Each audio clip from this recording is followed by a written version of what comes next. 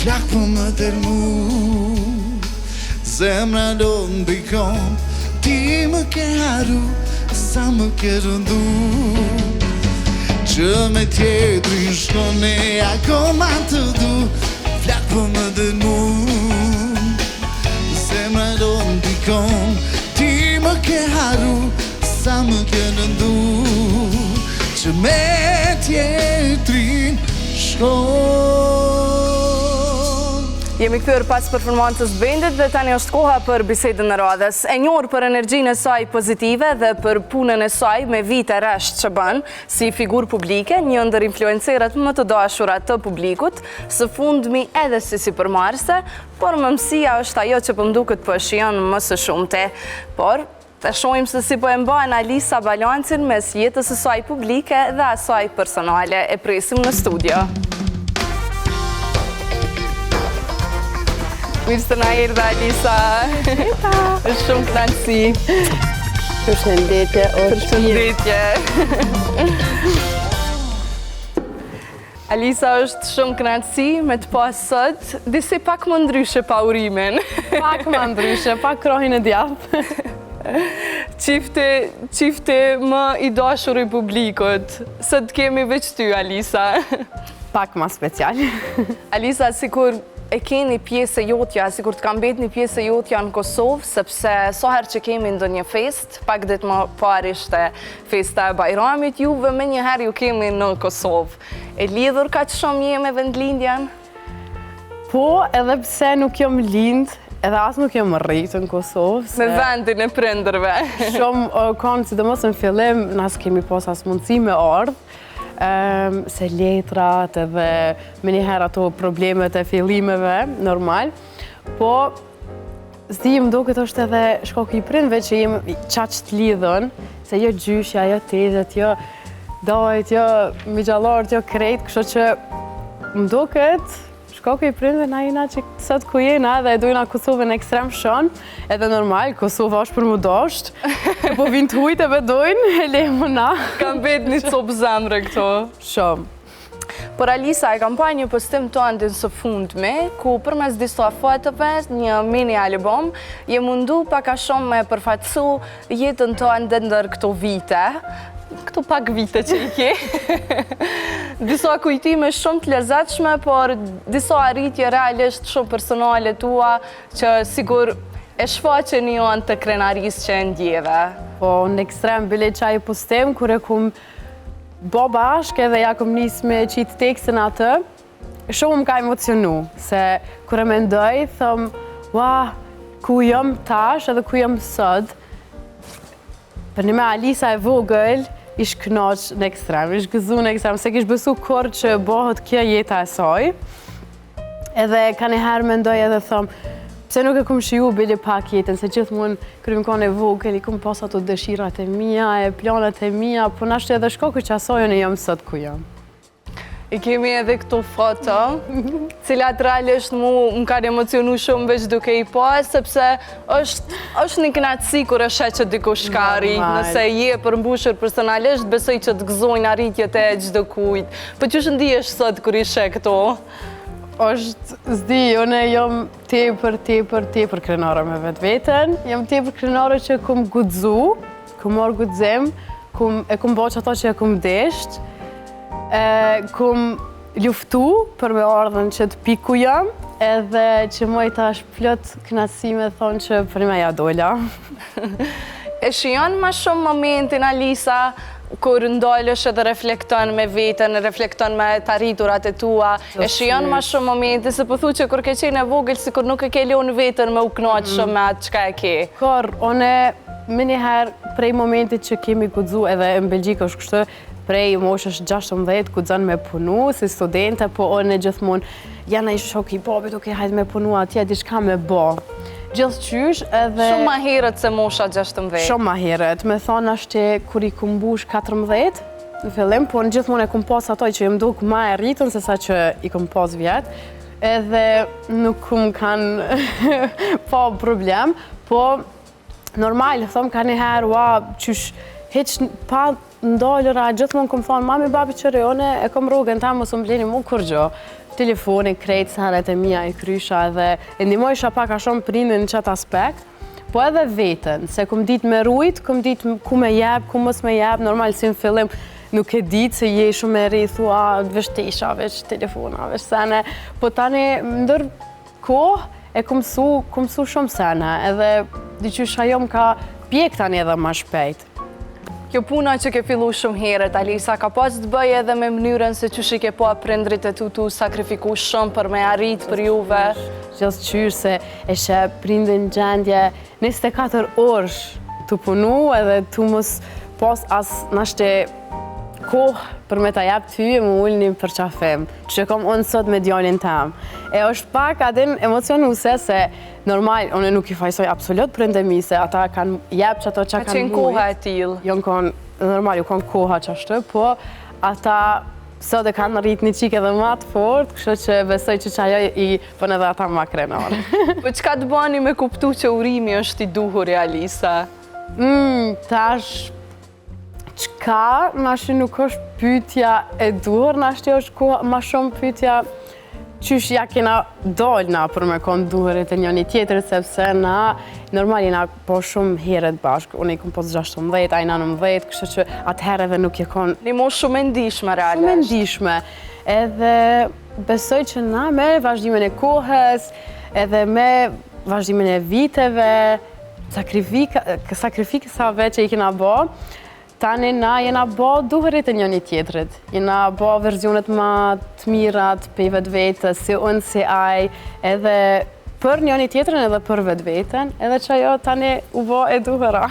Po, sepse realisht, krejt që ka keni sot dhe që ka keni ndërtu, ja keni dalë pa pas ndihma dhe pa pas një kratë të fort për e që i kështo. Shumë e vërtet, se gjithë mund i kena bo senet vetë, kena mënu me riziku edhe pse nashtë i prindrit kanë thonë hej ka dollë që të mos e bo që të sen, që tash adin seriosisht po të foli, po na apet kemi riziku edhe pse mos me riziku, sepse vetë me sen që a mune me ndodhë është që ishe do dyrë të reja, e tash është ajo dira jote, a nuk është, ose e qelë ose e mbyllë, edhe tash sen nuk e bo, veç e ke provu edhe na normal, është ketë normale që njeri dështën, edhe qëto e kena akseptu edhe na, edhe normal ndër viteve ku halja nuk kena konë është pjekë si sot, kemi dështu, po apet e kena mojt vetin, një qu edhe kena vazhdu prapë. E që ajo besoj që është fuqia jonë. Në që që e kështë përshkru Alisa rrugtimin e juj së bashko, ti me urimin?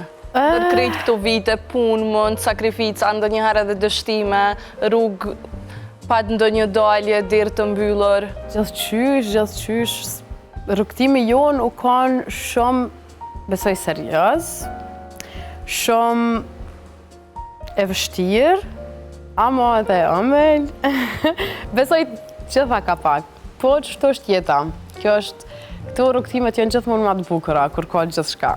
Alisa, konsiderohet që je martu në një moshë të hershme, të paktën këto kanë qenë ndoshta edhe ato fjallët, ato kritikat, apo ato që i ke dëgju në atë kohë, e mendon se ka qenë vendim i duhur, apo për atë kohë i nxituar? Une po besoj, tash jam një femën që i bëj shumë senet me plan, edhe si të mos jetën tem, edhe gjithmonë e kom parashiku që kom u bo nane e re, gjithmonë, edhe u konë si qëllim në jetën tem, edhe që ajo u konë vendime jam prej moshës të re që e kom pas, edhe e kom dash edhe e kom bo. Kështu që edhe me urimi nuk është që nuk jemi konë shumë gjatë bashkë, na edhe para se me u martu kena bashkjetu, tani diri sa i kena bo, do me thonë 6 vite bashkë, tani jena martu. Edhe besoj që kjo është, besoj, ballu gatë. Kështu e përshkruan në mënyrën më të detajuar, në mënyrën më të mirë, por shumë realisht menduan se martesa erdhi si pasojë një shtatzanie, si qëndrojnë e vërteta.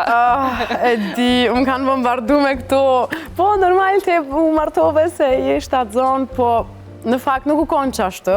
Na e keme planifiku gjithmonë mu martu, edhe me njëherë kur do kur që është kësmet me mbi shtatzon, me boni bebelësh, se aljure, edhe po, qashtë tash na e kena po, se kena martu edhe me dëshirën e Zotit, unë mbeta me njëherë shtatzon. Por kur jemi të shtatzania, Elisa, nga ana emocionale, si unë ndjeve pasi e more këtë lajmë? Sepse diçka besoj në ndjenjë që nuk e ke përjetu ma herët, në ndjesi krejtësisht ndryshe. Shumë ndryshe. Edhe tash kur po më pyet, unë nuk e besoj që mundem i gjetë fjalët ma të duhura për me ta tregu edhe me ta spjegu në mënyrën ma të mirë, se është, do me thonë, janë plot emocione, të mira, të këqija, pikpyetje shumë, është, do me thonë, është një luftë në kry tone që, vështë thu, a jam unë, a ka me koni në anë perfekta, a mojën e me bo këtë sena, jo, tani me ndonë komplet pozitive dhe thu, oh my god, atin sa mirë, ama qysh kena mja dollë kështu e, atin është shumë e vështirë, po edhe shumë e bukur në jetën kohë. Por sa më të themi se ka ndryshuar jeta jote, ajo Alisa, pasi e bërnën? Besoj që edhe komentet janë, ua, Alisë, ti u dosh ma herët me bo një fëmi, se shumë ma mirë, po do kështar se para. Kështu që, po, besoj që Aljuri është pjesa ma e mire jam, ja, edhe e jetës tonë, edhe të urime besoj, na ka po vetëm persona ma të mirë, na ka zbukuru jetën në mënyrën që nuk e di do me thonë. Na ka zbukuru në ekstrem jetën, na ka letësu gjdo hapë në jetë, normal tash e ki një fëmijë është një gajle ma shumë që thujnë ana, po Aljuri nuk është absolut gajle, jam. Ajo është vetëm motivimi jemi, është, do me thonë, edhe nata më do këtë shumë e gjatë, tash dhe thëmë, oh my god, kur po qohet?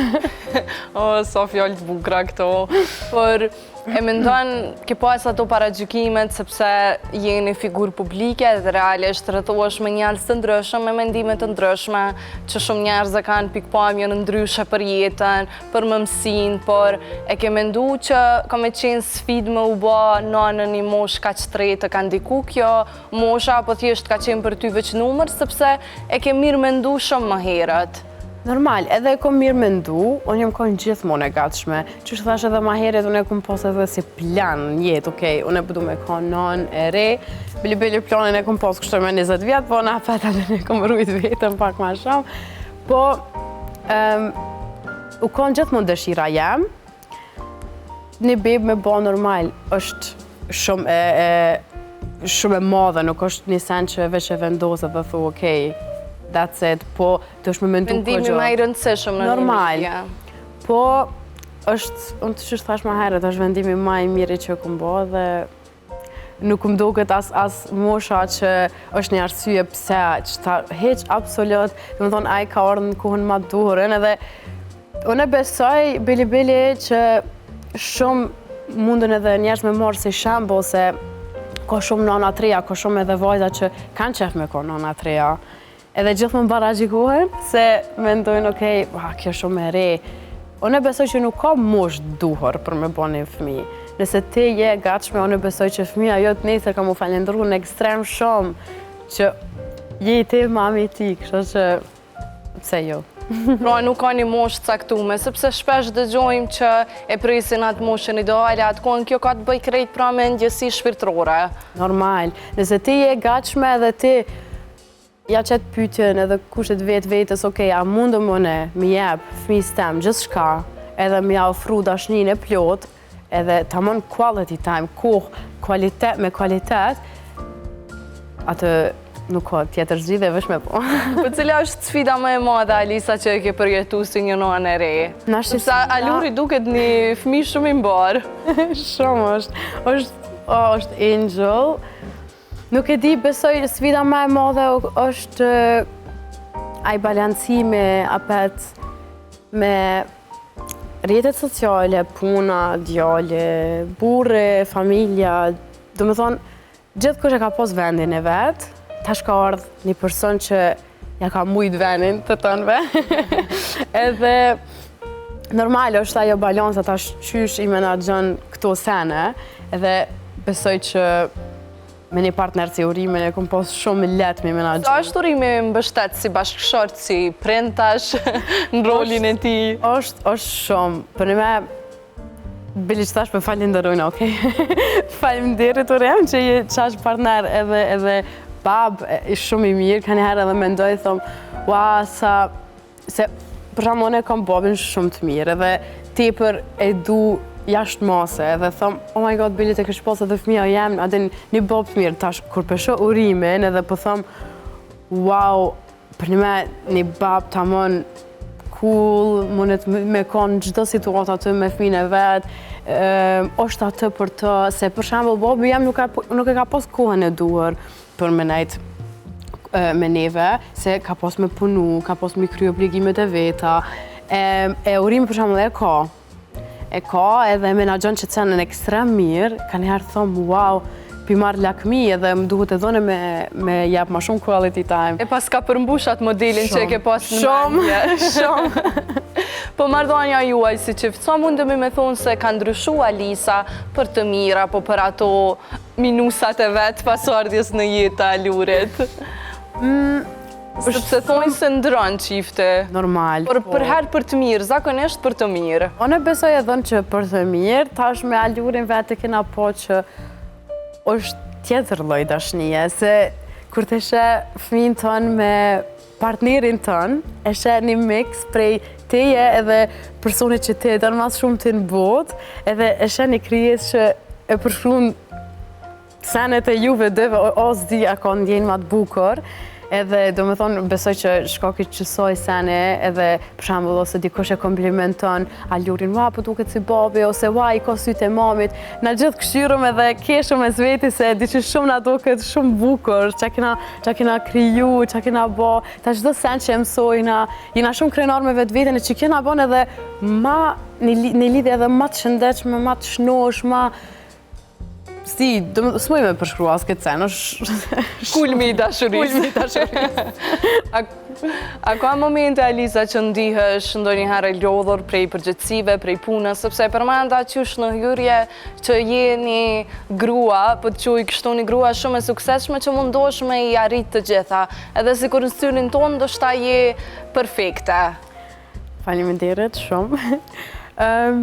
Po, normal që ndina e lodhur, edhe ka njëherë bile thëmë, adin qka, o kry, sët, ose s'pëboj më heq më këtë punë, nuk përdu më më mirë me sidomos rrjetet sociale, se është një presion, adin gjithmonë. Por, nuk e di pse, po gjithmonë jem ullë me vetë vetën, ku më shkru sene qka përdu me arrit, ku jem pikat e mija, ku du me konë unë, qka janë sene që përdu me arrit, edhe ku më lezu që sene edhe i ku më përgjigj atënve pyetjeve, dhe nuk i ku më lanë më në kry, po i ku më përgjigj edhe e ku më basi plan, okej, qëto përdu me arrit, qa do të me bo për me arrit që ato. Tash, unë automatikisht do të me bo edhe ma pak, se i bëjsha veç ato sene që ishke shumë me rëndësimi bo. Edhe shkak isha asoj sene, tash e kom shumë ma letë edhe me te kalu qëto faza ku jam shumë e lëth, edhe po, që kjo është do me thonë zgjidhja, ama e lëth normal, gjithmonë, se besoj që edhe pse jam ka njëherë menoj edhe thot mami ku s'di Alis që shjete, se shkanera në jarë kej, që shpo mund është mi bot tonat, edhe Mosha e re, benefiti mu bënë. Mosha e re, po vesh të mami vesh ma bënë. Po normal oj qike, dhe në me vjetë tua që të se një kom bo. Po Alisa, je shumë aktive në rrjetet sociale, në biznes, në marketing, në atë çka te bën, por pos që e rrit edhe në një fëmijë të mrekullueshëm si Aluri, por si arrin me nda jetën personale, karshia asaj publike që te bën, edhe sa është e vështirë me e gjetë balancin mes këtyre dyjave? E kom pas në ekstrem të vështirë, sidomos edhe në fillim ku thu, okej, qka po du me mojt privat? Qka është jeta jeme private tash? Po e kom po që nuk po du me konë qase loj tipi, po du me konë shumë e sinqirt edhe me personat që më ndjekin mu. Kështu që e kom po që ajo private jem, du me do edhe me tjerë nona. Pse jo, është krejt gjo normale, është gjo normale me gabu, gjo normale nëse sot s'po më ishe mizi perime bebës, ose m'ja bo senet e freskëta sot. Sot për bojna pra qështë, është krejt normale edhe që të biseda i kom shumë shpesh në sidomos në rrjetet sociale, foli për dështimet e mija, për senet, kështë që besoj që kjo më ka po edhe në punën tem edhe ma unike se e doj që të sen pa asë një filter, qashtu qësh është, a është e mirë, a është e keqe, nuk më interesën, e qesë që atë e tash njerës nështë e dikuj në ndimon, nështë e dikush është njëjtë në pozicion edhe e thëtë, wa, hej, kërë ka te i kalu Alisa, pëse s'mo jene me te i kalu, edhe munën me te i kalu, edhe për që ata besoj që du me konë edhe si shembull atë, edhe ju vetëm si figur, edhe, okej, kjo tash pi bën qëto reklama, qëto sene, edhe that's it. Jo, po kam që mi marrë njerës në storjen tem, prej as deri në fund, edhe me konë ma e sinqert edhe me i kalzu të nëtë. Por kur e kuptove, Alisa, se rrjetet e tua sociale mund të shndrohen edhe si një punë serioze për ty, që të ndihmojnë edhe në biznesin që ti ke realisht? Sepse jo vetëm në Kosovë, Shqipëria, në vendet ku ka shqiptar, po që videot e tua ecin me miliona realisht. E di, që tash bile është në ekstrem mirë, shqyqër, atin që redhën edhe me vite, gjithmonë jëmë konë atë, edhe gjithmonë ku mundu mu bo ma e mire, edhe shqyqër kur se kom pos një ku nuk jëmë konë ma mirë, edhe atin jëmë dollë out, jo, gjithmonë ku jëmë konë normal. Edhe normal, tash këtë periudën ku e kom morë pak ma seriosisht, si që pëthu edhe me privatsin që e kom do, ta shpesho që edhe njerës ma ndryshe dojnë, se ma ndryshe të njofin in and out, atin thujnë, tona qa i bën, qa hanë, qa pen, që shpen. Sigur të kam pjesë të familjes. Po, bile kur më takojnë në rrugës, anë jarisë me full do sanë, unë e ketë kom haru, pish kur thëmë, po një me qëto e kom leqë, qëto edhe në tane shumë, është një ndjesi shumë e mirë, që kjo është amazing. Por si për zgjedh Alisa bashkëpunimit, sepse duke qenë në këtë fazë të suksesit, duke qenë në këtë kulmin e karrierës tonë, sidomos në rrjetet sociale, besoj që ofertat janë të shumta. Me çka nuk do të bëje kur kompromis, çka nuk do të promovoje ti? Brende jo serioze, brende që nuk kanë produkte shumë të kualitative ose të mira, për shembull, ti e shet një gotë uj, po veç uj nuk është. Ose koshien e keqe, ose i bën dëm dikujna. Me këto sene, edhe ku me ditë sa me kam pagesa, as nuk du me pru vetën në atë pik.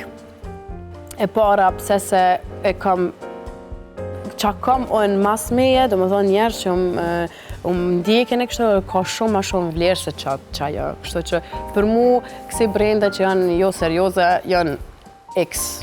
Edhe normal brenda tjera që nuk më përshtatën mu, për shembull, edhe me ka një brend që kisha posë shumë me bashkëpunu me të, po nuk më përshtatën lami tem, edhe nuk i kam në njerës të duhur për qatë brend, edhe me qatë brend më fajla ma nuk kam mundësi me punu, se e maj lamin tem tash unë e kjerë nuk maj shku me shqitë për shëndetje. Ka pas na i shumë që tu ka ofru kështu shumë e madhe që mundesh me na zbulu që as me atë shumë nuk kanë mujtë me ta ndru mendjen, Alisa?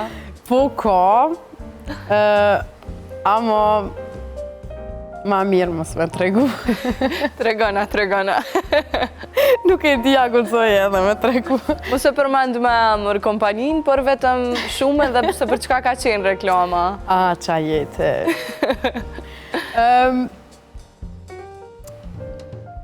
Se ti jam e jo, ma mirë mos me tregu. Se tani besoj që bazohen njerës në qato, ma nuk është absolut kërka. Fikson me shkrujt. Fikson me qato edhe... Por ajo ka qenë po besoj ofertë prej tyne që t'ka ardhë, jo që ka ke kërku ti.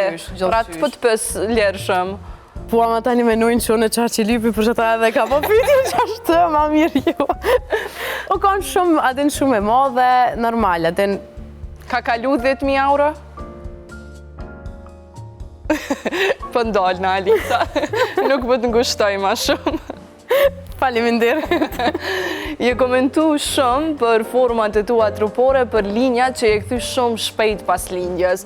Po i shojmë edhe fotot, në fakt Alisa nuk vrejhesh fare që ki pas na i lindje. Faleminderit. Si a dole të kthesh në formë, sepse ti e ke dhe kontentin me nana, me qika që të kam bu shumë pyetje, të kam bombardu prej mesazheve.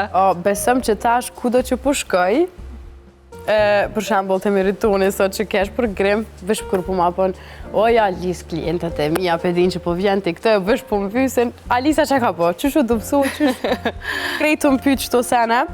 Tash po ja u tregoj sekretin. Bëni vesh të 4. Është një brand, ama është hajan zhvillim. Tash nuk e di edhe sa guxoj me fol, e di që nuk guxoj normal hiç me fol, po ju tregoj pak a shumë diçka. Edhe çaj brand, do me thonë, është të punu me do sene për dobësim. Që të ndihmojnë me dobësu pesh, edhe pesh mirë, do me thonë. Në mënyrë të shëndetshme. Ashtu. Edhe i kanë marrë do persona për me testu, edhe unë jam ka njëna ndër personave, edhe jam dollë në ekstrem, e kënaqshme edhe menzi po pres, m'ja u tregu, do me thonë, këtë send.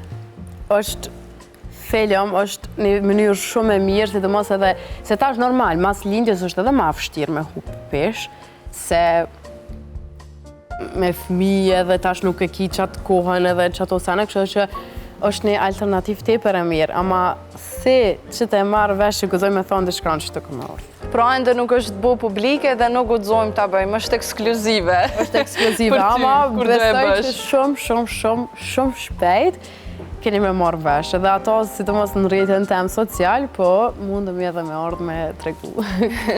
Dëgjojmë shumë shpesh, Alisa, që shumë gra pas lindjes kanë pasiguri me veten e tyre për gjendjen psikologjike, për gjendjen se si ndihen, për format e tyre siç edhe e përmendëm, por ka ndodhur edhe me ty një gjë e tillë, e njëjta? Normal. Edhe ato paragjykimet jonë konë gjithmonë. Unë gjithmonë jam paragjiku më pak a shumë për format e mia, edhe nuk e kum pas shumë se problem, se jo mësu, ama atëherë, tani mas lindjes normale, që i bone vetet, tash je bo dhe mazi, bla bla bla, shumë sene pa nevojshme, po edhe pse është krejt normale, unë tash e realizoj që është krejt normale edhe trupi që ka bo, është një sen tepër të mirë edhe tash tepër kritikon trupin tënë që ta ka pru një fëmijë të shëndetshëm në jetë. Diçka shumë e natyrshme që duhet pranuar. Normal.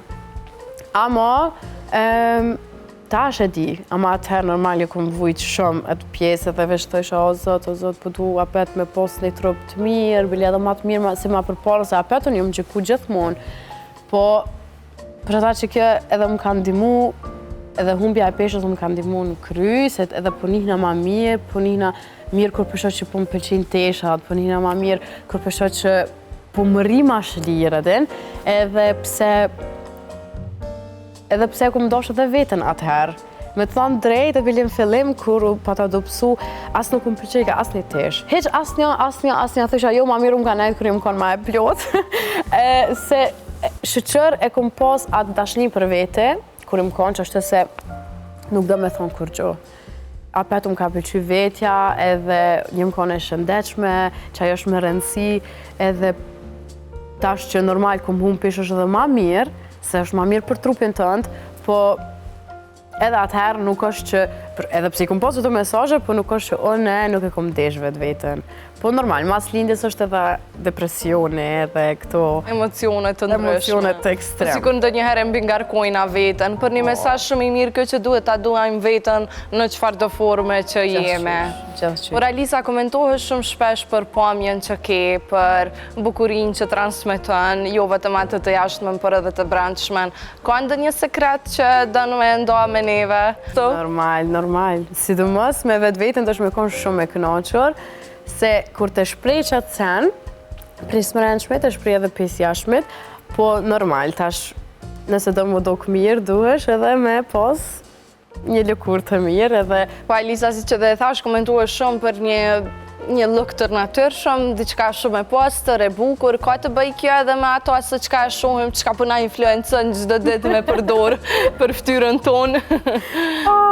Po, besoj që është sendi ma i bukur që mund është me po për vetën, është me ja bo dhurat një lëkur të shëndetshme vetes, edhe ato mund është vetëm me kremin magi, edhe larsin, që tash është amazing, dhe më thonë kombinim perfekte, që kanë pru do me thonë, është një step që asë nuk pritoj me vendosë, se unë jam shumë një person nuk kam qef me përdore dhe shumë produkte. Po, je shumë besnike ndaj gjithë bashkëpunëtorëve dhe ndaj gjithë atyre që...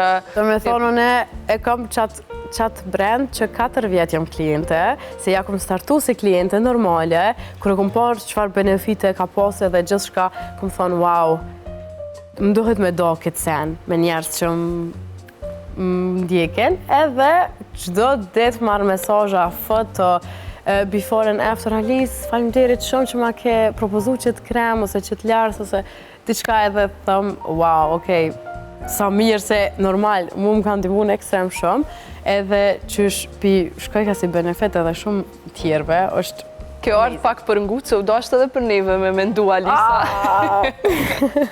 Tjetër në herë gjithë qysh. Po sa është e vështirë, Alisa, në rrjetet sociale me qëndru reale dhe me ndonë ndoshta përvoja personale që ndonjëherë nuk janë edhe aq të këndshme. Si gjendja me lëkurën, gjendja emocionale që e ke tregu pas lindjes, këto pyetjes që t'i bujnë shumë për peshën, që për dikon mundën me qenë shumë personale. Po, besoj, është vështirë, normal, po unë jam shumë open, nuk e kam problem. Kam qef me folë edhe për të mirën edhe për të keqen. Unë kam qef atë me kom për shikusmërinë tem, kam qef me kom atë muni ata shumë edhe rahat, se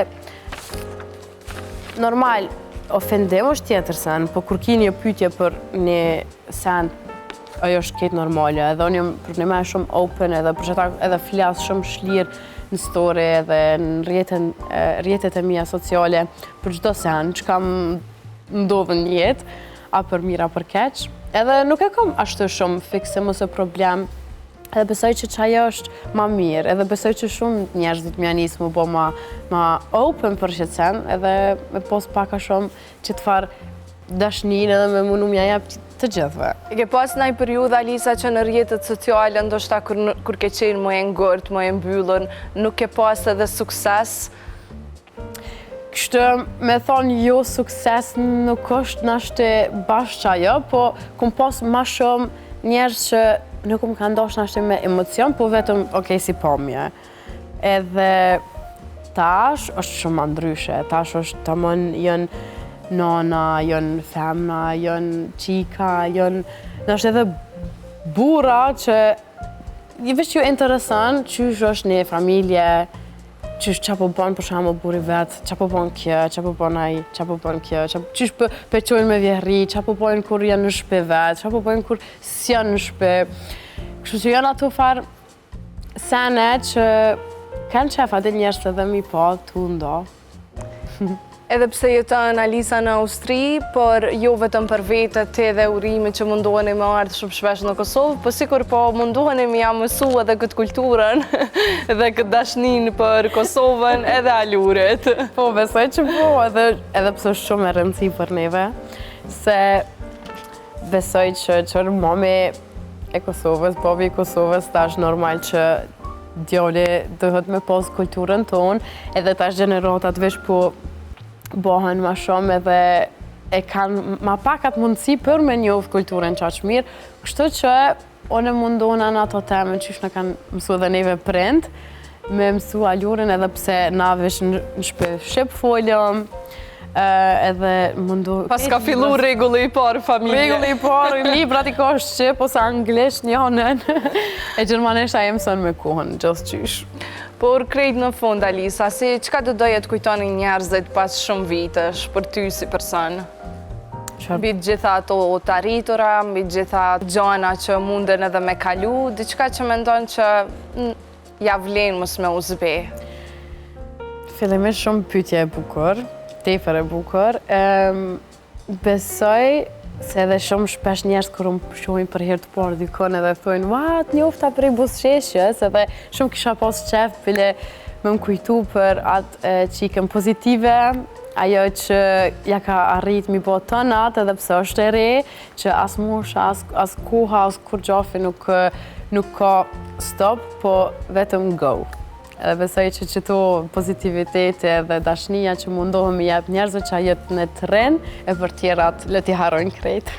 Unë po të falenderoj shumë që eshe, po besoj që kjo do t'jetë një bisedë që do t'a dëgjojnë shumë njerëz dhe mund të gjejnë edhe atë vetë vetën, sikur nëna të reja që janë bo nëna në moshë shumë të hershme, por pse jo edhe si historie suksesi, si një businesswoman në moshë shumë të re.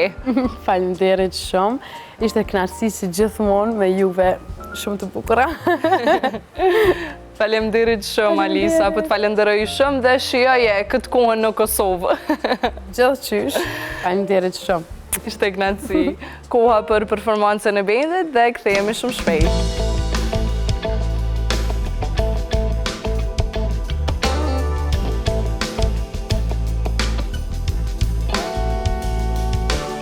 Mos mendo se jam I lumtur nëse më këndoj.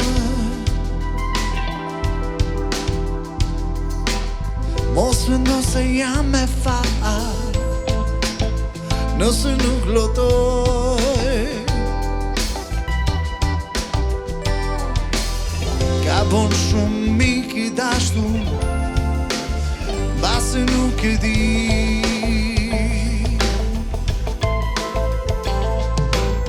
Se dhe më ti të vuaj, si kur shdo njëri. Po kush s'mund ta kuptoj qa ke në brendi. Do mani kur këndon e nuk ka liri. Kush s'mund ta kuptoj qa ke në brendi. Një të mani kur këndon e nuk ka liri.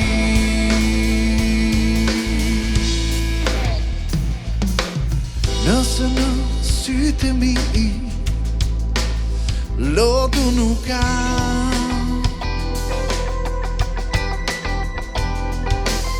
nuk do thot mik I dashur se I nuk dur jam.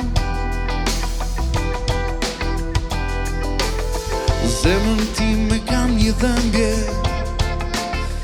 në zemër kam një plag që më dha toka në që më digje plag. Po kush s'mund ta kuptoj çfa ndjen një brendi. Një të mani kur këndon e nuk ka liri. Kush s'mund ta kuptoj çfa ndjen në brendi.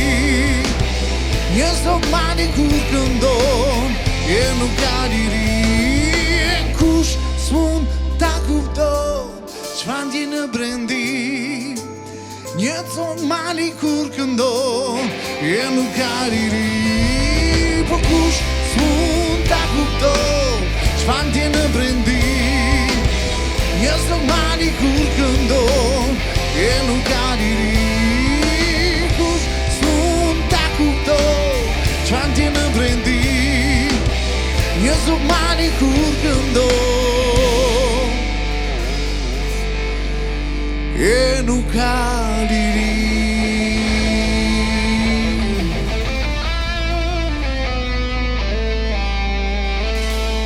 Kemi kthyer pas bendit dhe tani është koha që në këtë studio të pres një grua që më mësin e ka përjetuar si një betej. Ajo u bën në një moshë shumë të re, por që në fakt pas asaj periudhe jeta nuk I dha edhe shumë rrugë të lehta. Nga Anglia, vendi ku shumë njerëz e kërkojnë dhe ndrojnë për të bërë një jetë atje, ajo ka vendosur që të kthehet dhe jetën e saj ta jetojë në Shqipëri. Për më shumë e pres në studio Suzi Osmani. Eja e dashur. Përshëndetje. Mirë se na erdhe.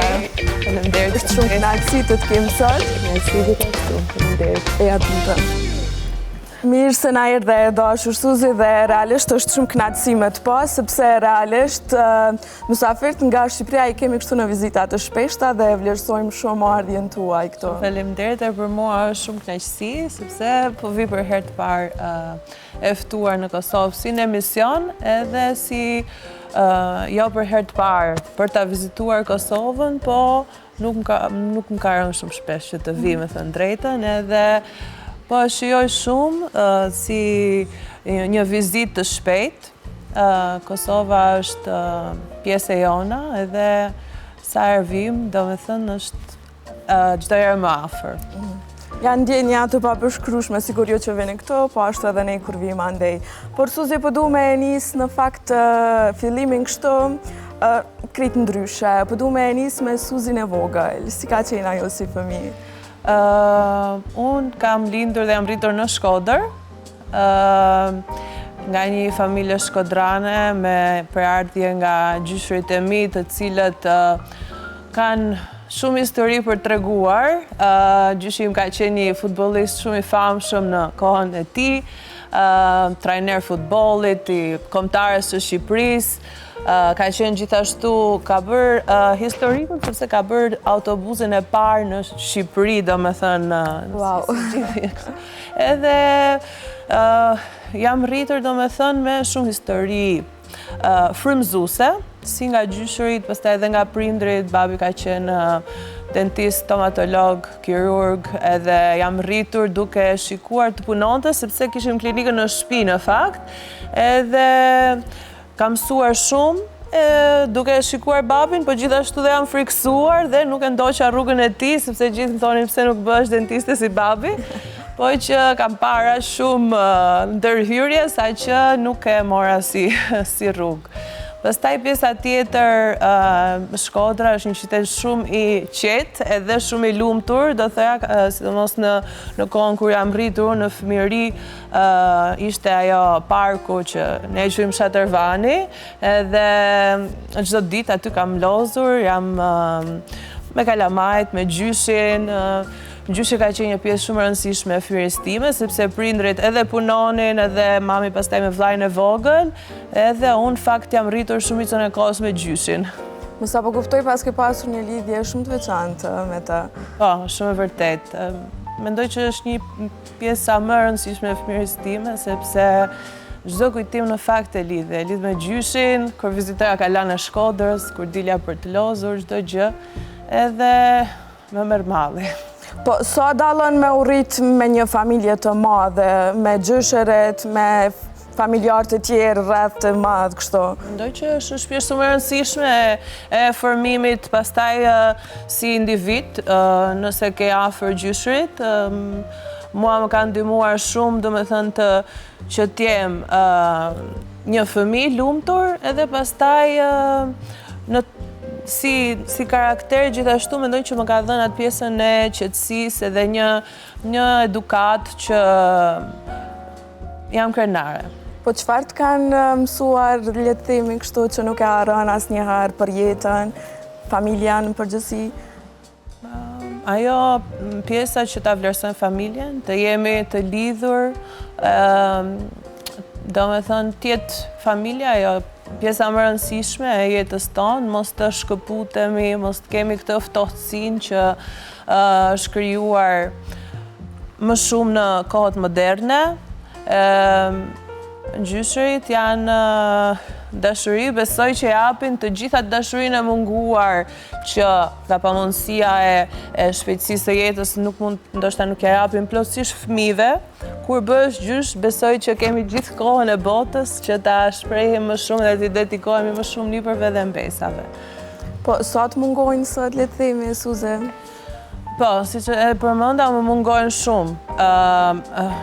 Unë kam qenë adoleshente kur kam humbur gjyshin të parin, dhe pastaj kur humba gjyshin, në fakt unë nuk kam qenë në Shqipëri, ishte sapo kisha ikur në Angli, edhe e kam përjetuar pak keq, që nuk isha këtu të jepja lëmë të mirë në gjyshës time. Ishte, do me thënë, kisha shumë pak muaj që unë kisha ikur në Angli dhe kisha akoma problemet e dokumentacionit, kështu që nuk vija dot, edhe është diçka që më ka ngelur pak peng, do me thënë. Po, besoj që nuk ngopemi kur me dashurinë e gjyshërve, kështu që sa më gjatë i kemi, aq më me fat jemi. Dhe pavarësisht se sot nuk janë në jetë fizikisht, janë në zemrën tënde për gjithmonë, pa dyshim. Me shumë kujtime të pafundme, kështu që është fat. Por pratë kanë lënë shumë kështu për të kuptuar, për të jetuar. Po, sepse jeta që kanë pasur, si po thoja gjyshe, për shembull, gjithmonë ka pas shumë histori, tregonte kur ka vizituar murin e madh të Kinës, kishin ato fotot e vogla, bardhezi, domethënë aventurat e atij brezi, që në fakt ishin shumë interesante, dëgjoja dhe ka mësuar shumë nga historitë e gjyshit, pastaj edhe nga futbolli që ai vetëm shkruante, ka pas memorie, gjyshi vdiq 93 vjeç dhe kishte një memorie për t'u admiruar që edhe unë sot, do me thënë, nuk mbaj menda shumë sa mbante mend gjyshi. Po çfarë mund të themi, Suzi, se ka mbetur ende brenda teje nga ajo vajza e vogël, vajza nga Suzi vogël? Po, besoj ajo lidhja, dashuria dhe vlerësimi për njerëzit e afërt, për familjen që është gjëja më e shejtë. Ka pas disa rregulla që ti ka mësuar familja për jetën edhe që vazhdon edhe i praktikon akoma? Rregullat, do të thënë, në edukatën gjithmonë kanë qenë të fokusuar në mund të them në ndershmërinë. Të jemi gjithmonë ndershëm, mos gënjejmë, mos bëj keq, që ta kemi ndërgjegjen e pastër, edhe besoj që kjo është një pjesë shumë e madhe e karakterit tim, që do të thënë drejtësia, ta kem ndërgjegjen e pastër në çdo lloj situate, unë t'jem e drejtë edhe mos të kem asnjë peng pastaj me veten, edhe t'jem në rregull dhe me të tjerët. Sinqeriteti edhe dashamirësia, pozitiviteti, domethënë jam rritur me një frymë pozitive të tillë që besoj më ka vlejtë, Gjëra që kanë më shumë rëndësi në jetë, por Suzi, në një moshë shumë të hershme, një pjesë të jetë e rëndësishme e jotja, po ashtu është edhe bashkëshorte, sepse u njohe shumë herët me të. Si ka ndodhur ky takimi juaj? Ka qenë dashni me shikim të parë? Po, është histori interesante, sepse është fiks si që përmende ti, ka qenë një dashuri me shikim të parë. Sa do klishe të duket si shprehje, edhe në fakt unë kur isha adoleshente ose në moshë të re, kur e dëgjoja si gjë, më dukej absurde, sepse si mund ta dashurosh një njeri që thjesht e shef. Akoma tingëllon absurde, me thënë drejtën, por që përderisa më ka ndodhur, e besoj, edhe mendoj që dashurit e vërteta, dashurit e shpirtit janë të tilla. Çka të bani me mendu, me thonë ky është njeriu em? Këtë di, besoj është ndjesi, është diçka e brendshme, sepse unë e takova bashkëshortin tim për herë të parë, në fakt e shtëpia e gjyshërve, por të gjyshërve nga ana e mamit. Bashkëshorti kishte një njohje me një nga kushërirët e mi, edhe vjen rastësisht për vizitë, në momentin që edhe unë isha tek gjyshërit, edhe aty u pam për herë të parë dhe pjesa më interesante është që përveç që më goditi mua edhe unë e mendova që ky është burri i jetës time, sepse është diçka që ja thash kushërirave, ky është burri i jetës time, thash dhe unë do martohem. Ato qeshnin dhe të njëjtën gjë kishte ndodhur dhe me bashkëshortin që sapo ishin larguar i ka thënë të njëjtën gjë nënës vet. Dhe ka qenë diçka reciproke. Nesërmen pastaj i kërkoi kushërirës që të më takonte, edhe në fakt ne kemi kështu që çdo gjë na ka ndodhur shumë shpejt, sepse kishim këtë goditjen. Ka pas një vepruar me hapa të shpejt dhe të sigurt. Goditjen e fortë, edhe ne brenda një viti kemi pasur njohjen, fejesën, martesën. Wow. Sepse ishte një dashuri e vërtetë. Po, a nuk friksohesh ndoshta nga ky nxitem, le të themi? Nuk e kam menduar. Besoj që fakti që isha goxha e re, kam qenë 21 vjeçe, nuk kisha hapësirën e të menduarit të gjërave në mënyrë të tillë. Unë po jetoja momentin, i besova ndjenjes, edhe thjesht e jetova, vazhdova dhe kam bërë gjën më të mirë. Po, kur e kujton tash atë kohë, duke sikur gjithçka ka qenë më e lehtë dhe prandaj kanë qenë edhe vendimet kaq të shpejta. Besoj që kur jemi të ri, bëjmë gjërat më shumë me zemër, pastaj me pjekurin filloj mendoj më shumë me mendje. Edhe kjo dilema ti bëj me zemër apo me mendje është gjithmonë aty, po në fund besoj që duhet zgjedhim zemrën. Po, a ka qenë dashni e lehtë kështu, apo me sfida që në fillim? Sepse në mënyrën që po e transmeton, duket sikur ka shkuar gjithçka sikur ujë, ka rrjedhur sikur uje. Fillim po, sidomos ai viti i parë, ishte, si me thënë, muaji i mjaltit, si që quajmë. Nuk është se kemi pas ngërçe probleme. Bashorti ishte në Angli, për vinte shpesh, unë isha akoma në universitet edhe nuk e ndjeja shumë edhe shkëputjen, sepse isha gjithkohës angazhuar me shkollën. Momente që unë kisha hapësira të pushimet e shkollës, bashorti vinte ose dhe unë lëvizja diku nëpër Europë. Besoj që fakti që kishim një farnjohje familjare, si që përmenda që bashorti njihej me kushëririn tim, më ka dhënë më shumë siguri, sepse unë që fëmijë kam dëgjuar emrin e tij gjithmonë si shoku i kushëririt, por nuk e kisha takuar asnjëherë në fakt më përpara, deri në atë ditën që përmenda, edhe kisha, domethënë, këto historit në kokën time që kisha dëgjuar, që është një djalë i mrekullueshëm, që ka familjen shumë të mirë, edhe pastaj kur e pash që më goditi dhe ndoshta gjitha gjërat u lidhen bashkë, edhe kjo e bëri më të lehtë për mua. Besoj që po të ishte një njeri komplet i panjohur, ndoshta mund të kisha pasur edhe pak tërheqje, po jo në këtë rast. Është më e tepër dhe ndoshta vendimet do të vinin edhe me 100 pikë pyetje të tjera ose do të buroje më shumë. Po besoj që edhe kjo foto është krejt në fillimet e tu, e juaja. Në fillimin ato periudhën që përmenda për shumë takoheshim në Europë për të mos ardhur gjithmonë në Shqipëri, nga që bashorti jetonte këtu, edhe ka qenë ato 2-3 vitet e para ishin më shumë si me pushime, domethënë ishim gjithkohës në lëvizje dhe po shijonim kohën bashkë. Më pas, erdhi momenti që u largova në Angli, edhe aty ngela direkt shtatzan. Dhe jeta pastaj filloi të ndryshonte shumë. Aty mund të them që filluan vështirësitë për mua, pastaj edhe në çift. Besoj që për të gjithë çiftet, jeta ndryshon në një mënyrë drastike kur bësh me fëmijë. Prioriteti njëri tjetrit nuk jeni më ju të dy, duhet të vendosësh fëmijën edhe fillohen disa disbalanca që duhet menaxhuar edhe nuk është pra largohet mjalti, ik pak mjalti. Po, fillon përzihet pak me ujë, po është përsëri. Okej. Besoj që komunikimi është shumë i rëndësishëm edhe mirë kuptimi gjithashtu, por që nuk është e lehtë.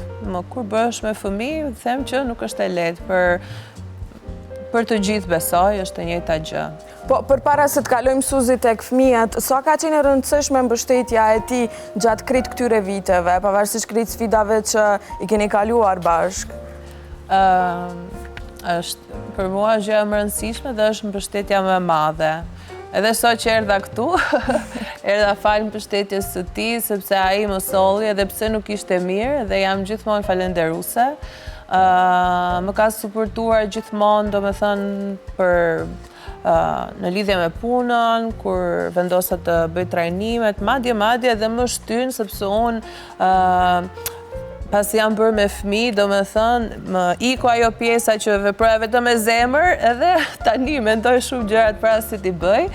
Edhe i mbi mendoj ndoshta për fëmijët, jo po nëse hiki unë, duket sikur do ndodhi diçka shumë e keqe, nëse largohem nga kalamajt, edhe gjithmonë më suporton dhe thotë që nuk do ndodhe asgjë, do t'jem unë, çfarë do që ndodhi, mos ki merak edhe më shtyn për të bërë gjërat që dua. Jo, në fakt, unë u shpërngollet në Angli, shkua tek bashkëshorti, në një vend ku shumica e ndrojnë realisht për me jetu. Unë fakt nuk e kam pas asnjëherë dëshirën t'i nga Shqipëria. Thoja që unë kam qef të shkoj me pushime, por duhet kthehem gjithmonë në Shqipëri. Kur hika, nuk e mendova shumë, thash që do përshtatem, edhe në fakt u përshtata, sepse edhe u bëra me fëmijë dhe pastaj fillon krijon rutinën tënde. Pra nuk e ke pas të vështirë me u stabilizu? Nuk e kisha të vështirë ta pranoja si fakt, por vështirësia si më thënë, në ambientimin ose në faktin që të jesh e lumtur në një vend të huaj, pastaj është diçka tjetër. Unë e kam pranuar faktin që isha në një vend të huaj dhe duhet të bëja më të mirën time në rrethana që isha, por nuk ka qenë lehtë edhe përderisa vendosëm që të ktheheshim, domethënë të gjitha ato 10 vite, 11 vite që unë jetova në Angli, kam pasur gjithmonë këtë opsionin që po sikur të isha në Shqipëri. Do t'ishte çdo gjë më e lehtë, sepse unë atje nuk kam asnjë të afërm, asnjë familjar timin, edhe ishte goxha e vështirë. Ndërsa tani për shembull që jam në Shqipëri, për mua është shumë më e lehtë, edhe për suportin me fëmijët, edhe për nga ana morale dhe psikologjike në momentin që ti her pas here takohesh me familjarët e tu edhe me njerëzit e tu, e bën çdo gjë më të lehtë edhe ti jesh më e qetë edhe psikologjikisht. Nuk ka qenë e lehtë në fakt të jesh vetëm në vend të huaj. Besoj që për gjithë emigrantët që largohen nga vendi i tyre, nuk largohen me dëshirë, sepse nuk e duan vendin. Largohen për një arsye për të gjetur më mirë.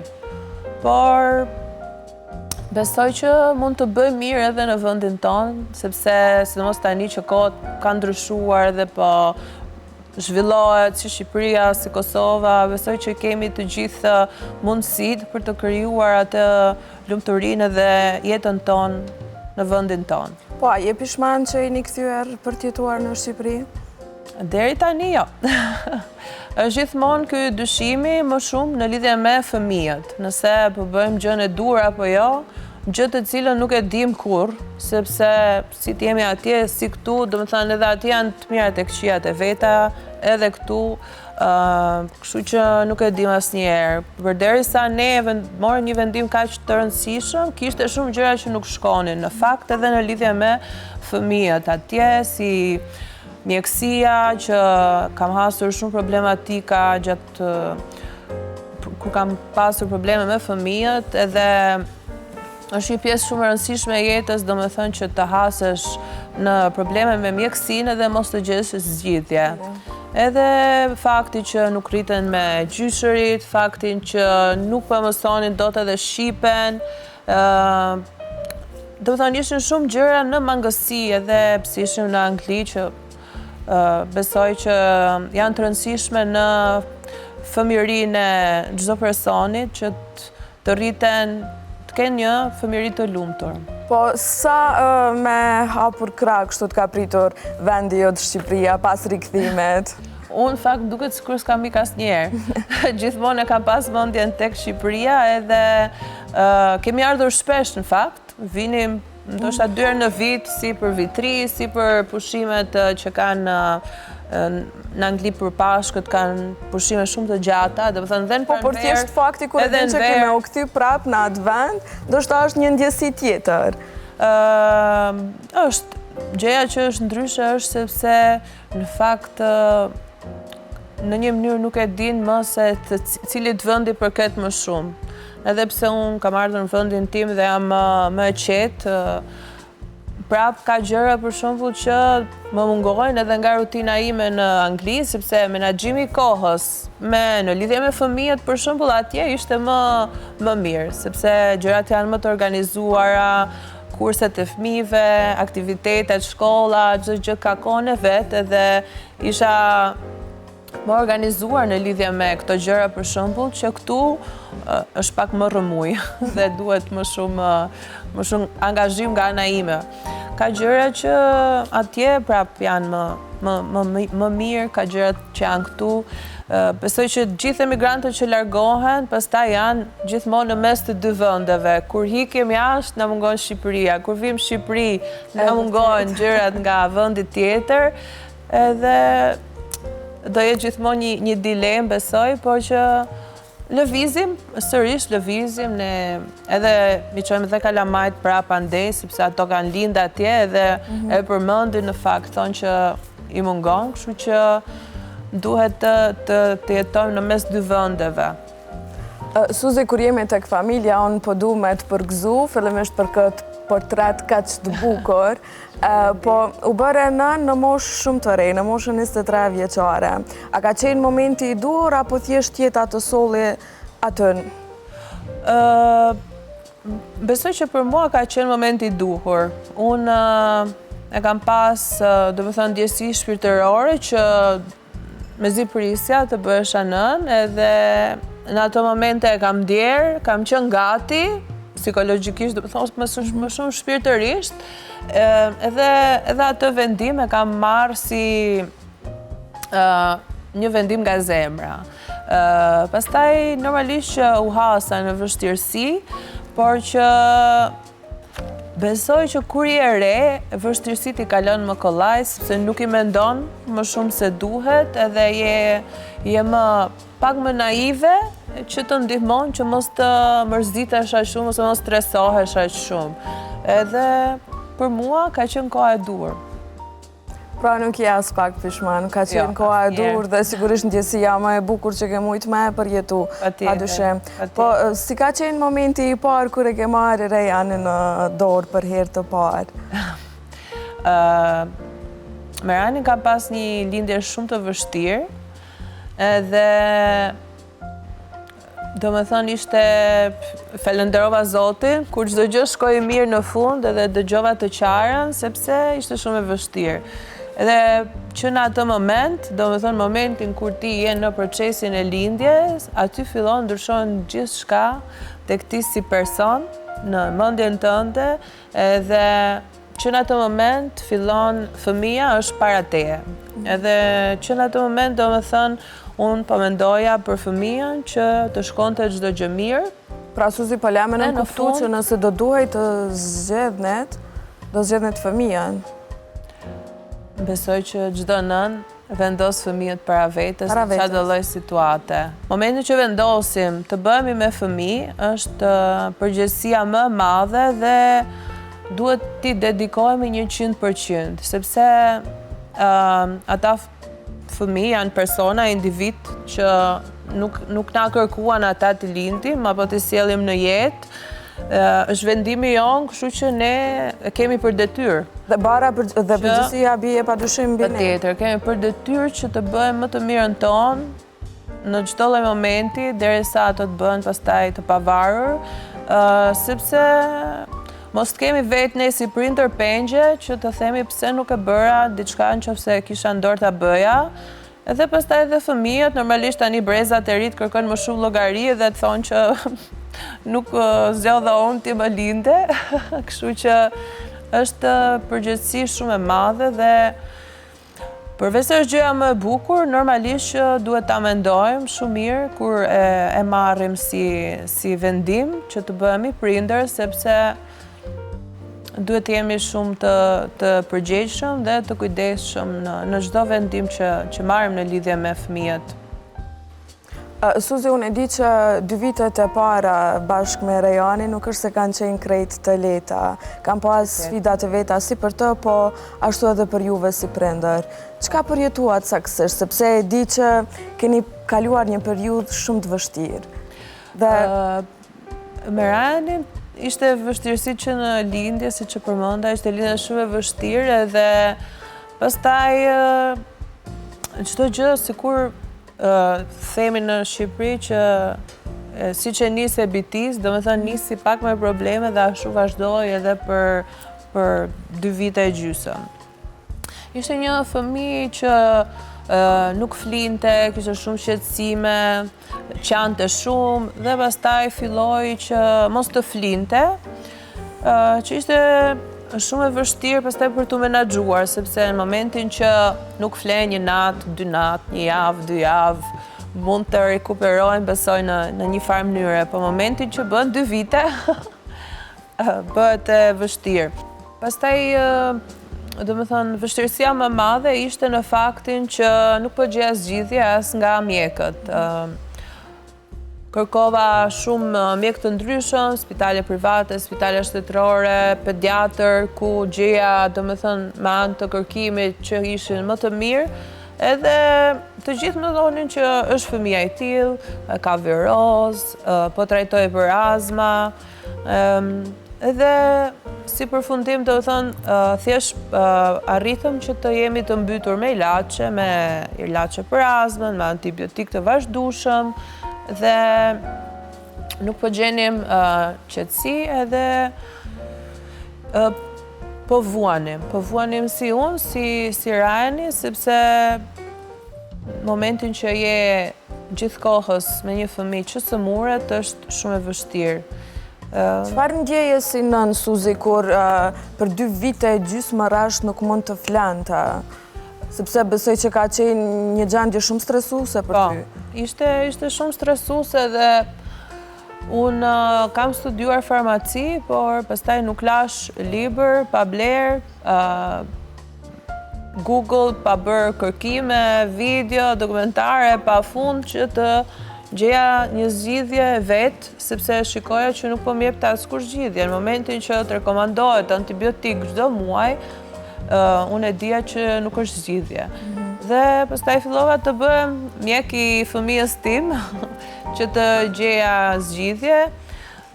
U bëra shumë e detajiste, që mbaja çdo gjë shënim, dhe pastaj kur erdhëm në Shqipëri, që arrita të gjej një mjek shumë të mirë,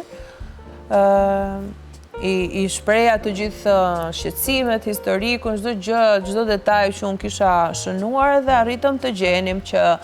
Pra Shqipëria ka qenë një vend shpëtimi, le të themi. Po, që në atë moment ka qenë gjithmonë pastaj vendi ku ne gjejmë zgjidhje në fakt për problemet me fëmijën, sepse Rajani nuk ishte i vetmi rast që unë nuk gjeta zgjidhje nga mjekësia në Angli, por pastaj vazhduan edhe më pas edhe me fëmijët e tjerë, dhe kur kisha probleme vete dhe gjatë lindjeve. Kështu që është një gjë që është e përgjithshme, besoj për shumë njerëz kanë të njëjtat eksperienca. Dhe si u ndjeve pasi gjetët një rrugdalje, le të themi, për gjumin e ti?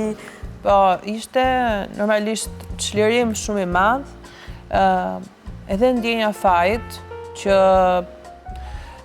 do me thënë fajt edhe shqetësimit që unë isha dhënë aq shumë ilaçe të panevojshme, sepse Rani kishte thjesht refluks, që ishte një biprodhim acidi në stomak, edhe ishte mbushur me ilaçe, pastaj fillonte shqetësimi që çfarë efektesh do ketë nga gjithë këto ilaçe, sepse ishte një fëmijë shumë i vogël dhe një kohë shumë e gjatë për të marrë aq shumë medikamente.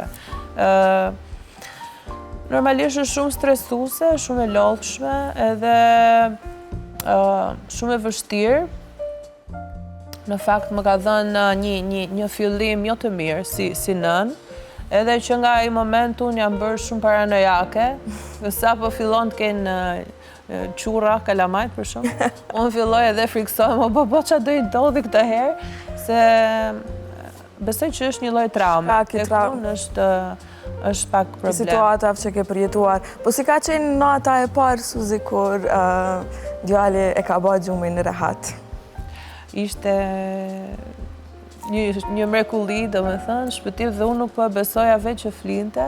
Shua në dhomë, hapja derën, që po ndodhë, pëse nuk po qohet, pëse nuk po qanë.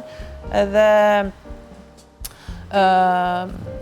ishte ndjesi çlirimi shumë e madhe, edhe pastaj si që thash edhe ndjej faje gjithashtu për të gjithë, për 2 vite që unë nuk arrita të gjeja zgjidhje, pastaj edhe fajsoja veten, pse nuk e solla më shpejt në Shqipëri, pse nuk e çova më shpejt te ky doktori, po që ca gjëra dhe janë të shkruara në fakt dhe nuk e kemi në dorë gjithmonë që të gjejmë zgjidhje. Dhe sot falë Zotit Rajani është shumë mirë dhe familja juaj më pas vetë se filloi edhe rritej.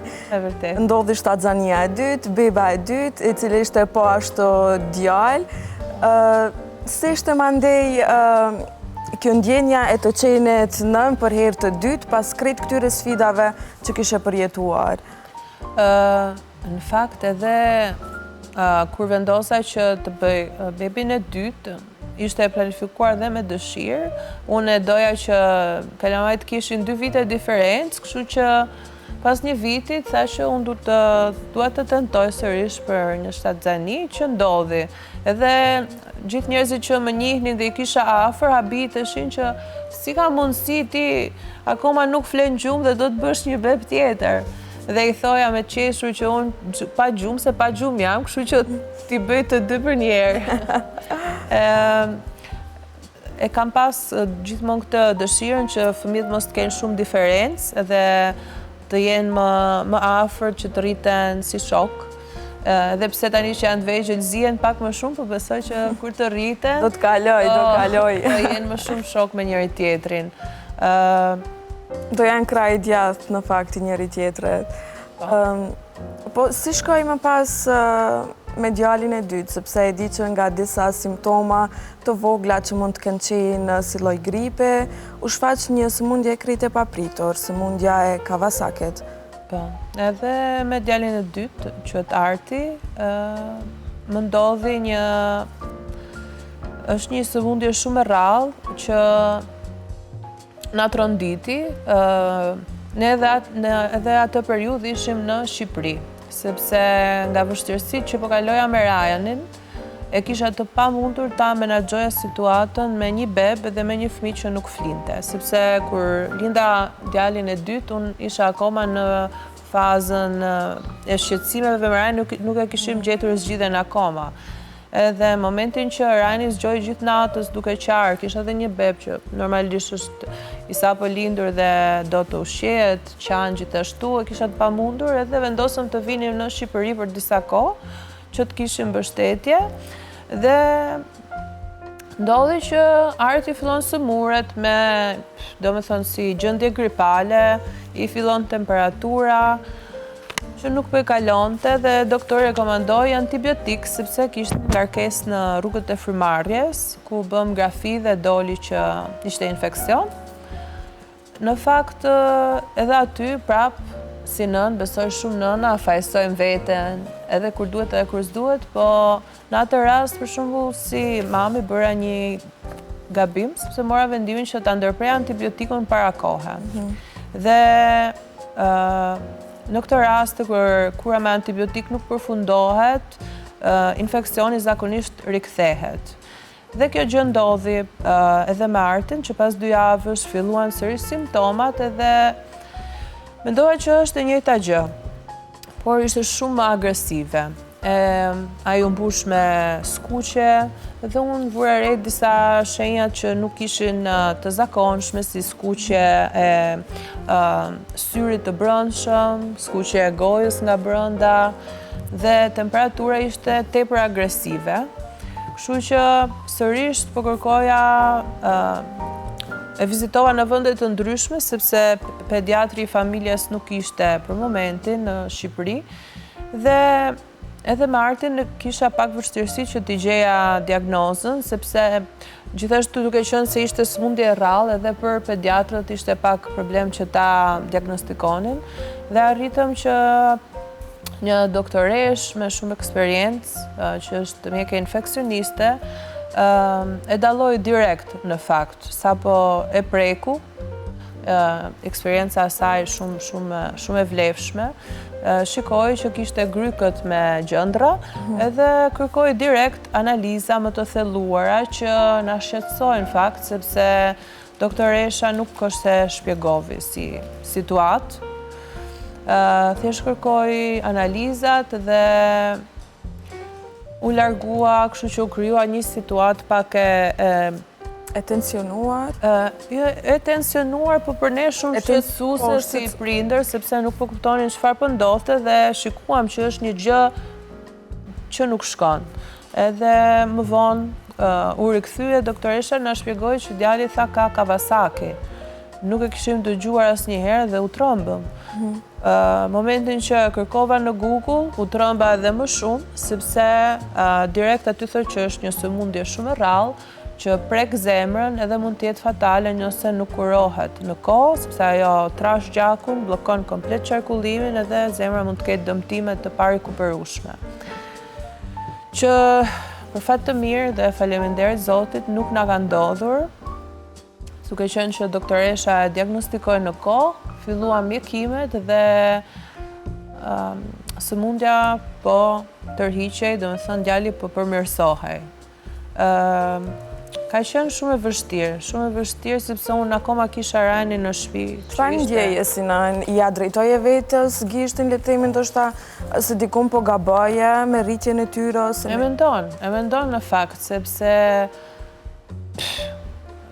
edhe tani për shembull them, pse nuk i smuren edhe tjerëve, pse po më smuren vetëm mua kaq shumë për shembull. Nuk e di, janë ndoshta vështirësi që duhet t'i kalojmë. Siç e thash, është e shkruar dhe të kalojmë vështirësi sprova, po kur je nën, kur je prind, dhe ke atë, duket sikur e ke ti jetën e fëmijës tënd në dorë, edhe të duhet se s'bën ta gjesh zgjidhjen dhe shpëtimin, sidomos në rastin ku të thohet që mund të jetë fatale, edhe kontrollet e zemrës për bebin ishin të vazhdueshme, domethënë ishim gjithkohës në stres që të shikonim a ka prekur zemrën apo jo, dhe domethënë ishte një vit, koha që ne bënim çdo muaj eko. Për shumë muaj ka qenë me kur për hollimin e gjakut. Normalisht është situatë që asnjë prind nuk do ta kaloj. Dhe unë të përgëzoj realisht shumë për forcën që e ke si nën dhe shpresoj që asnjë prind mos përballet, por janë sprova të Zotit dhe të kanë bërë po besoj më të fortë. Të bëjnë më të fortë në një aspekt, po nga brenda besoj që kanë një efekt që nuk na ikën asnjëherë, domethënë. Gjithmonë kur shoh fotot për shembull, është një periudhë që është shumë e vështirë ta shlyesh si gjendje shpirtërore, domethënë jo vetëm si kujtime, po janë sërish disa si më thënë gërvishtje të shpirtit që nuk kalojnë kollaj. Suze, sfidat për ty nuk kanë pasur të ndalur, sepse më pas erdhi dhe bebi i tretë, më pas kësaj bebi 4 ku t'i vendosën një spirale, por nuk ndikoj dhe prap mbeti shtatzon. Me bebin e tretë është vajza, më ka ndodhur gjatë kohës që isha duke kaluar këtë probleme shëndetësor me Artin, me Kawasakin, gjë që nuk e mendoja fare dhe pasi dola nga spitali, ishte i qetësuar situata dhe u siguruam që Arti ishte mirë, domethënë, po vazhdonim të trajtimet në shtëpi, filloi të kthjellohem nga mendja edhe mendoj që ka diçka që nuk shkonte me ciklet si femër, kështu që do bëj një test shtatzanie dhe kur testi më doli pozitiv, në fakt u trëmba, u trondita në vend që të gëzohesha, sepse nuk isha gati. Për atë shtatzani, unë mendova që nuk isha gati, sepse isha në situatë shumë të vështirë me të 2 djemt. E kuptueshme plotësisht. Në gjendje shëndetësore pak problematike dhe nuk dija se si doja bëja. Por që idenë e mendimet e mos vazhdimit të shtatzanis nuk i kam pasur asnjëherë dhe nuk jam, domethënë, jam kundër, më shumë kundër përveç situatave shumë ekstreme, për shembull për abortet. Unë mendoj që momentin që je në krimin e një familje, çdo beb që të vjen është bekim nga Zoti edhe duhet ta mirëpresim, sepse sa do vështirë të jetë, forca do vi sepse kështu janë krijuar femrat, besoj. Po Suzi, si ka ndikuar krejt këto periudha në lidhjen me bashkëshorten? E ka bërë më të ftoftë ndoshta, le të themi, jeni distancuar në ndonjë moment duke u merrur veç me fëmijët? Nuk mund të them që nuk ka ndikuar, po kanë qenë periudha që e thashë më përpara, besoj që i kalojnë të gjithë çiftet momentin që bëhen prindër, stresi, trysnia dhe të gjithë përgjegjësitë që kemi si prindër janë ngarkesa shumë të mëdha që normalisht me një person kur jeton 24 orë, patjetër që do krijohen disa problematika, ngërçe, moskuptime, por është sërish shumë rëndësishme ta kuptojmë dhe ta mbështesim njëri tjetrin. Dhe besoj që në momentin që arrim t'i kalojmë vështirësitë në atë fazat kur kemi fëmijët bebe dhe të vegjël, që është periudha më vështirë, besoj që ai është testi më i madh për çiftet edhe në fakt duhet ta bëj si thirrje, sepse e shoh që janë shtuar shumë divorcet, sa po lindin fëmijët, shoh që çiftet ndahen, dorëzohen, është një farë dorëzimi për çiftet e reja dhe në fakt i bëj thirrje që mos të dorëzohen dhe është një fazë, është e vështirë, por do kaloj dhe duhet të ta mbështesin njëri tjetrin, ta mirëkuptojnë njëri tjetrin më shumë, të bëjmë një syqor, një veshurdh, edhe kur ka gjëra që ndoshta nuk na pëlqejnë, por që kjo është jeta dhe asgjë nuk është shumë e thjeshtë. Dhe Suzi, ai sot ka disa fjalë për ty. Për ty jeta ime, nuk e di nëse ta kam thënë ndonjëherë atë sa duhet, por jam shumë krenare për ty. Jam krenar për gruan që je, për nënën që je, për fëmijët tanë, dhe për mënyrën si ke ditur gjithmonë ta mbash familjen tonë me kaq dashuri dhe forcë. Që nga dita kur Zoti na bëri bashk, jeta ime ndryshoi për gjithmonë. Dhe sa herë mendoj për rrugën tonë, e kuptoj sa me fat jam që të kam ty në krah. Me ty kam dërtuar gjithçka më të bukur që kam në jetë. Dhe për këtë do t'jem gjithmonë mirënjohës. Më kujtohet se së dita kur erdhi në jetë Ryan, ishte një lindje e vështirë dhe unë isha aty, të pash ty. Forcën tënde, dhimbjen tënde dhe dashurinë tënde, që në momentin e parë që e more në krah, atë ditë e kuptova më shumë se kur, sa e madhe është një nën. Dhe ti je jeta ime.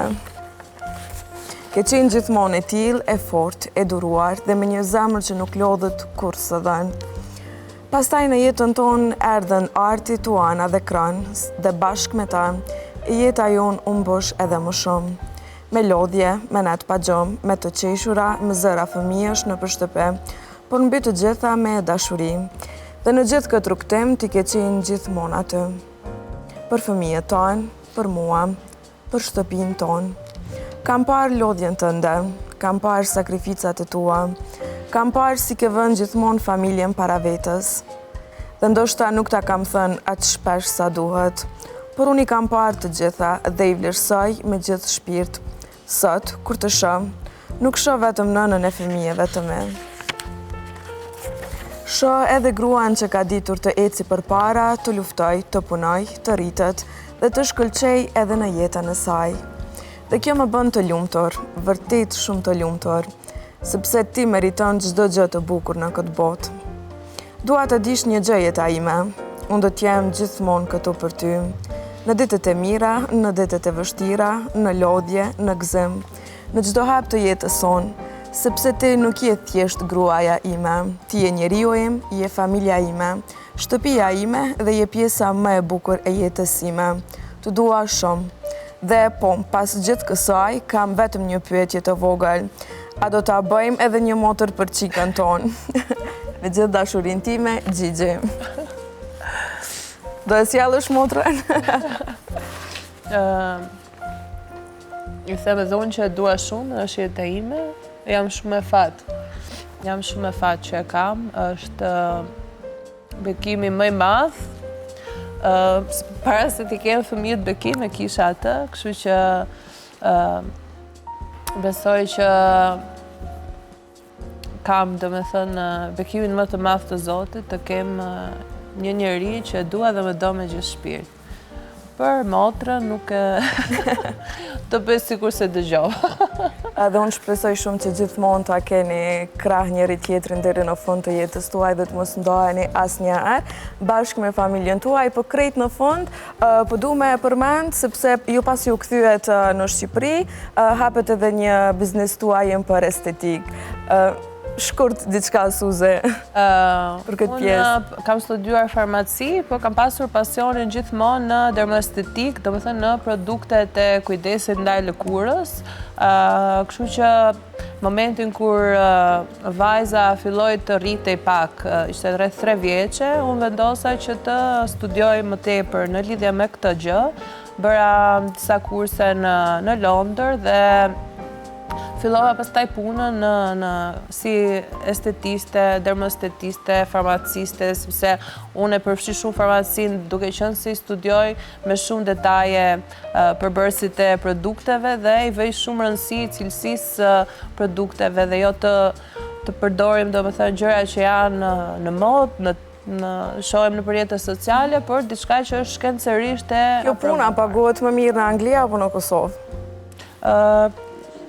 Janë paka shumë çmimet e njëjta, duke qenë se janë produkte internacionale, kanë paka shumë të njëjta çmime, me thënë drejtën, ato që janë profesionale, pastaj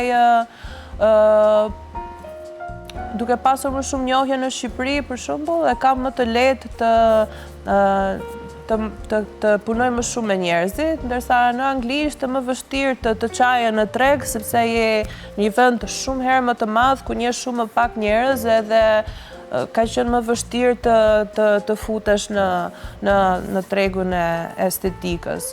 Por që janë të ngjashme, sepse edhe Shqipëria është shumë e avancuar në fakt në këto lloj trajtimesh. Suzi, po të falenderoj shumë që sot ishe bashkë me neve dhe na dhurove këto emocione kaq të mira dhe padyshim që do jesh frymëzim për këdo që do e shaj këtë intervistë. Faleminderit ju. Falenderoj shumë për kohën. Faleminderit. Ishte shumë kënaqësi. Nga kjo bisedë ka që këndshme po kalojmë tek performanca e radhës e Bendet.